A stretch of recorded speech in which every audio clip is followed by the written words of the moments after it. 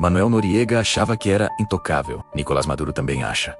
Mas a história tem um padrão. E esse padrão quase sempre termina atrás das grades. Hoje você vai entender como as prisões de Manuel Noriega podem ajudar a prever o possível destino de Nicolás Maduro. Manuel Noriega foi o ditador do Panamá durante os anos 80.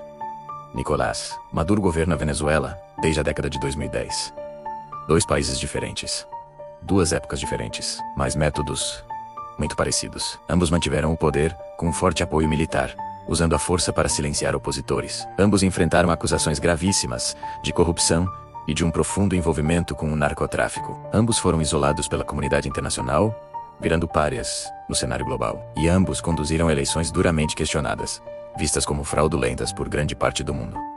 Porque ditaduras não caem iguais, mas elas imam. Em 1989, a paciência dos Estados Unidos com Noriega acabou. A invasão do Panamá, batizada de Operação Causa Justa, foi rápida e decisiva. Manuel Noriega foi caçado, capturado e humilhado publicamente.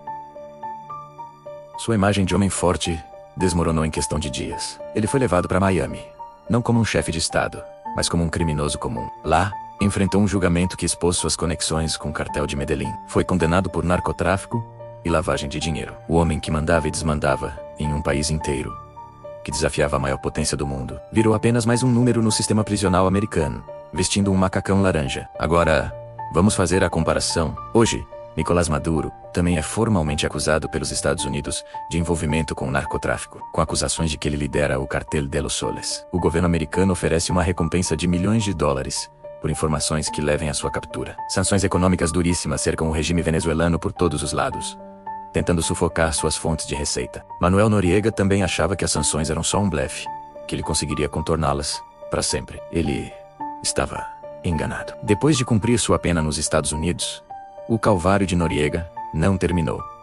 Ele foi extraditado para a França. Lá, um novo processo o aguardava. Foi condenado novamente, dessa vez por lavagem de dinheiro em território francês. Seus bens foram confiscados. Imóveis de luxo em Paris, contas bancárias recheadas, tudo o que ele havia acumulado ilicitamente foi perdido. Nesse ponto, ele já era um homem velho, doente e completamente sem aliados. Ninguém mais arriscaria seu capital político para defender um ditador caído em desgraça. Agora, olhe para a situação de Maduro. Hoje, ele e seu governo são investigados por tribunais internacionais, como o Tribunal Penal Internacional, por crimes contra a humanidade. Muitos países já não o reconhecem como o presidente legítimo da Venezuela, apoiando a oposição. Seus poucos aliados internacionais, como Rússia e China, continuam a apoiá-lo, mas até quando? A história mostra uma regra muito clara.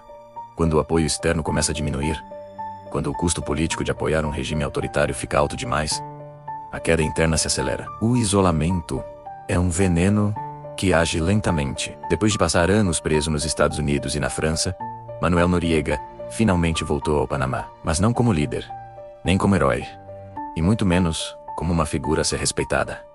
Ele voltou como réu. Chegou algemado para enfrentar a justiça do seu próprio país pelos crimes que cometeu contra seu próprio povo. Foi julgado e condenado por desaparecimentos e assassinatos políticos cometidos durante sua ditadura. O ciclo se fechou. Ele terminou seus dias preso em uma antiga base militar dos Estados Unidos no Panamá, o mesmo país que um dia ele governou com mão de ferro. Agora, a pergunta é inevitável: o que pode acontecer com Nicolás Maduro? As possibilidades seguem um roteiro parecido: uma transição de poder negociada, uma mudança abrupta de regime, um julgamento por crimes contra a humanidade em um tribunal internacional, ou até mesmo uma prisão em território venezuelano, caso um novo governo assuma. Ditadores quase nunca fogem para sempre. A justiça, mesmo que tardia, costuma encontrá-los. Manuel Noriega morreu em 2017, aos 83 anos. Ele morreu preso, doente, fragilizado, uma sombra do homem que um dia aterrorizou uma nação. Morreu esquecido pela maior parte do mundo, sem poder, sem aliados, sem o luxo que roubou e, principalmente, sem o medo que um dia ele espalhou. O poder absoluto que ele tanto buscou não o salvou. Apenas adiou o inevitável fim. A arrogância o cegou para os sinais que estavam por toda parte. A história de Noriega é um alerta. Ele ignorou todos os sinais de que seu tempo estava acabando. A pressão internacional, as sanções, o isolamento, as acusações criminais. Hoje, Nicolás Maduro vê esses mesmos sinais piscando diante dele, cada vez mais fortes. A pressão aumenta, a economia se desfaz, e o cerco se fecha. A pergunta não é se um destino semelhante vai acontecer. A pergunta é: como?